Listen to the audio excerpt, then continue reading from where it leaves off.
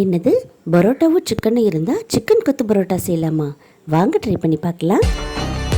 Parotta, chicken, 2 பெரிய வெங்காயம், 1 தக்காளி, இது எல்லாத்தையும் இது போல் சின்ன சின்னதாக கட் பண்ணி வச்சுக்கோங்க. சால்னா 1 கப், 1 முட்டை, Kashmiri red chilli powder 1 spoon, காரத்துக்கு தகுந்த மாதிரி சேர்த்துக்கோங்க. 1/2 ஸ்பூன் மஞ்சள் தூள், 1/2 spoon chicken masala powder, 1/4 spoon pepper powder, கொஞ்சம் கருவேப்பிலை, தேவையான அளவு சால்ட்டு, 2 ஸ்பூன் ஆயில். கல் நல்லா சூடானதும் 2 ஸ்பூன் ஆயில் சேர்த்துக்கோங்க. இப்போது நம்ம கட் பண்ணி வச்சுருக்க வெங்காயத்தை சேர்த்து நல்லா வதக்கிடுங்க. கருவேப்பிலையும் சேர்த்து நல்லா வதக்குங்க.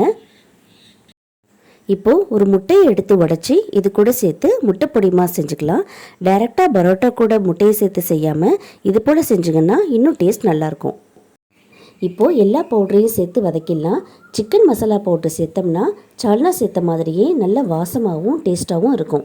இந்த அளவுக்கு வதங்கின பிறகு இப்போ நம்ம தக்காளியை சேர்த்துடலாம். தக்காளி நல்லா வதங்கிடுச்சு. இப்போ சிக்கனை சேர்த்து நல்லா மிக்ஸ் பண்ணிடலாம். போன்லெஸ் சிக்கனாக எடுத்துக்கோங்க. சிக்கன் சேர்க்காமலேயும் இந்த டிஷ் பண்ணலாம். இப்போ நம்ம கட் பண்ணி வச்சுருக்கிற பரோட்டாவை இது கூட சேர்த்து நல்லா மிக்ஸ் பண்ணி விடுங்க. நல்லா மிக்ஸ் பண்ணிவிட்டு நம்ம சால்னாவையும் சேர்த்து நல்லா கிளறி விட்டுடலாம். இது போல் நல்லா கொத்தி விடுங்க. அப்போ தான் நல்லா சாஃப்டாக இருக்கும். Experiment success. எம்மியான சிக்கன் கொத்து பரோட்டா ரெடி. சாப்பிட போகலாமா?